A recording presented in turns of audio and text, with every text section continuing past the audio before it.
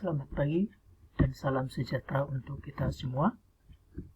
Kembali lagi kita bertemu pada pembelajaran IPA kali ini. Tetap semangat untuk mengikuti pembelajaran dan jangan lupa tetap jaga kesehatan. Baik, pada pertemuan kali ini Bapak akan kembali menjelaskan tentang besaran turunan. Apa itu besaran turunan? Besaran turunan adalah besaran yang satuannya diturunkan dari besaran pokok. Contoh, kita lihat yang pertama, luas. Perhatikan gambar berikut ini. Di sini ada sebuah persegi panjang dengan panjang 10 cm dan lebarnya 5 cm. Panjang dan lebar ini disebut sebagai besaran pokok. Dari kedua besaran tersebut, kita dapat menentukan berapa luas dari persegi panjang ini, yaitu L sama dengan panjang kali lebar, atau sama dengan 10 kali 5, nilainya sama dengan 50 cm. Kita perhatikan satuan dari luas, yaitu cm pangkat 2. Satuan dari panjang dan lebar tadi cm. Jadi satuan cm pada panjang dan lebar itu diturunkan menjadi satuan luas, yaitu cm pangkat 2. Ya, jadi luas tadi diperoleh dari hasil perkalian panjang dan lebar yang merupakan besaran pokok, maka luas disebut sebagai besaran turunan. Yang perlu kita ingat adalah panjang dan lebar sama-sama menyatakan besaran pokok panjang. Jadi walaupun namanya berbeda, ada panjang, ada lebar, itu sama-sama menyatakan panjang. Ya, bagian persegi panjang yang lebih panjang ini disebut panjang, sisi yang lebih pendek ini disebut lebar. Ya, kita lanjut contoh yang kedua, volume. Ya, kita kembali perhatikan gambar balok. Dari gambar balok di samping, kita dapat melihat panjangnya 5 cm, lebarnya 2 cm, dan tingginya 3 cm. Panjang, lebar, dan tinggi termasuk besaran pokok. Dari ketiga besaran pokok ini, kita dapat menentukan berapa volume dari balok, yaitu P sama dengan panjang kali lebar kali tinggi.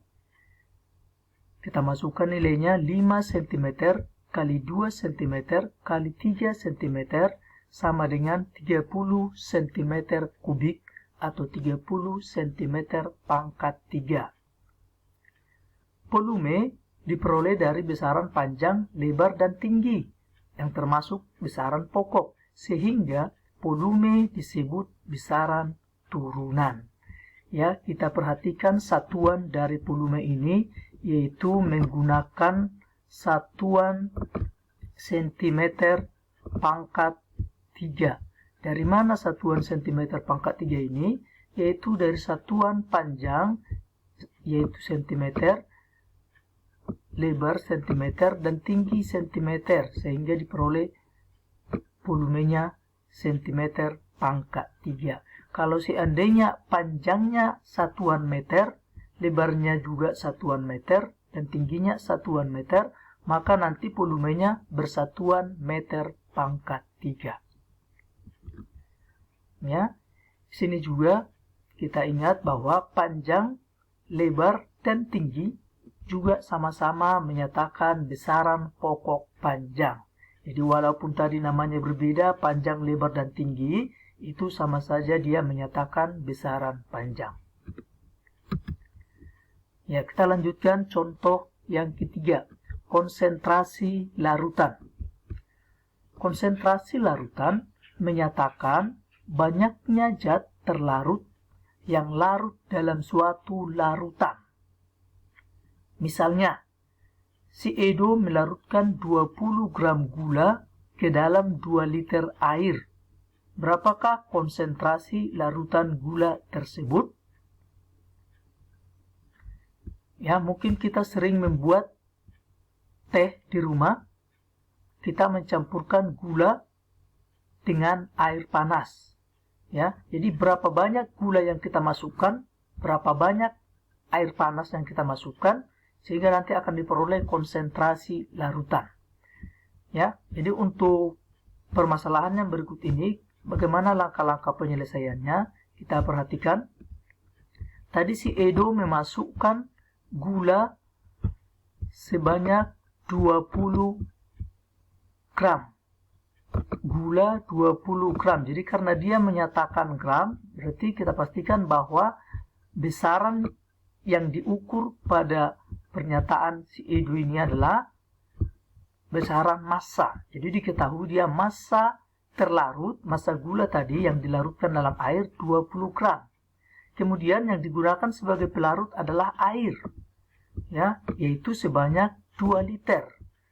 Ya, massa termasuk besaran pokok, sedangkan volume termasuk besaran turunan. Sehingga kita bisa menentukan berapakah konsentrasi larutan gula yang dibuat oleh si Edo dengan cara K atau konsentrasi sama dengan massa terlarut, yaitu massa gula tadi, dibagi dengan volume pelarut, yaitu volume air.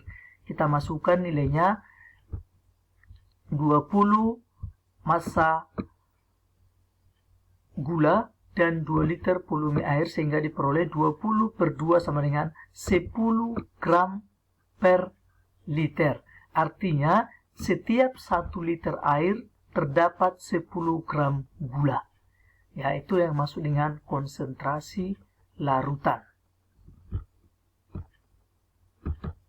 Ya, contoh berikutnya dari besaran turunan, yaitu laju pertumbuhan.